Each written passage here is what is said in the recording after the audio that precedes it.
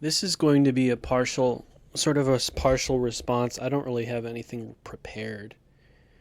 Um, I'm just going to wing it. It's going to be a partial response or maybe an add on, not necessarily a response, to the Minor Prophets uh, video that I just posted, because I agree with it. When the Bible demands exposure. And there have been times in the course of my life where I've had opportunities to be in good with the Assembly of God.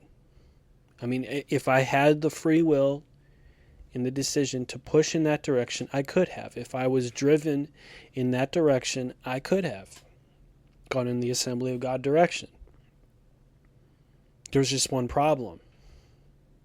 I never had any supernatural call to go in that direction, particularly. And what I'm going to say here is completely based on my own opinion and my own observation. And nobody has to agree with me about it. This is my own personal opinion based on observation.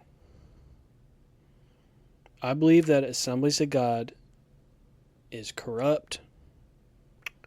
I believe that it has systemic problems, spiritual problems within it.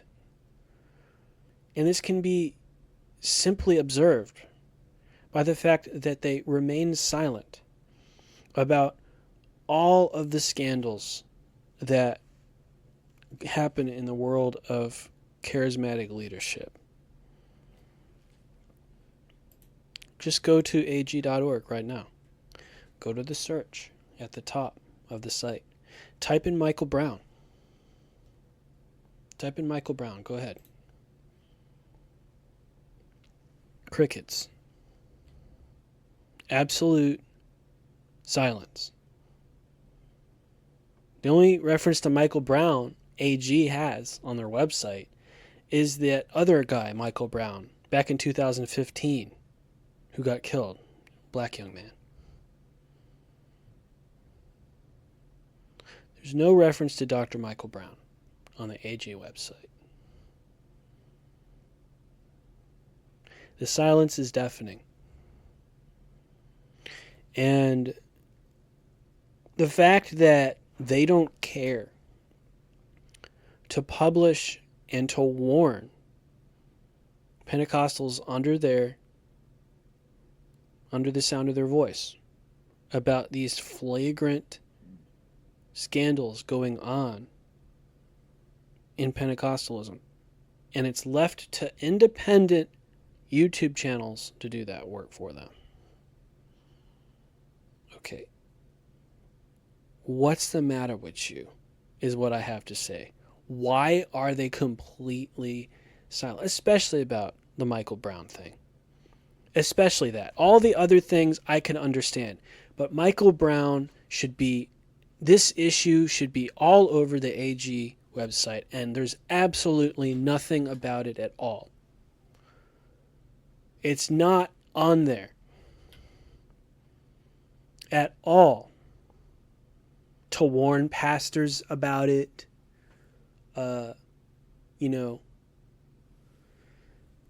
That's a huge eyebrow raiser, dude.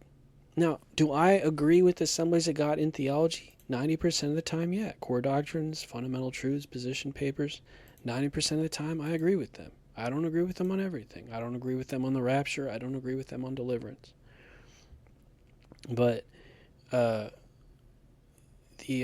think they might have even changed their position on deliverance. So I want to hold my tongue on that a little bit. But,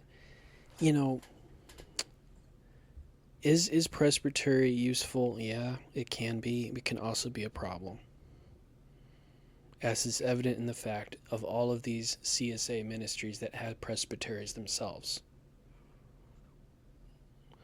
And just because Assembly of God is good at hiding scandals doesn't mean that the same problems don't exist within Assembly of God.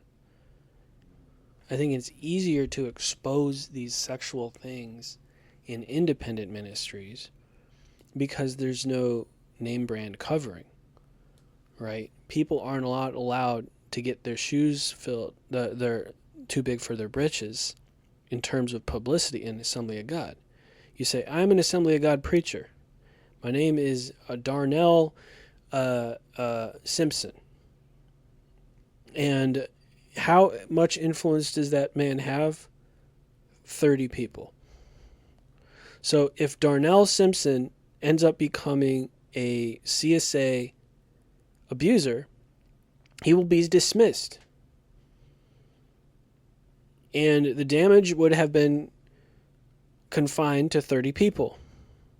In Assemblies of God, their reputation stays intact, and nobody becomes the wiser for it, unless it's a local news story. So a lot of what's going on in Assemblies of God is, I think, a facade. It's a facade. Should I criticize it and mock it and say Assemblies of Facade? Maybe. Assembly of Facade? Why is there no article on Dr. Michael Brown on the AG website?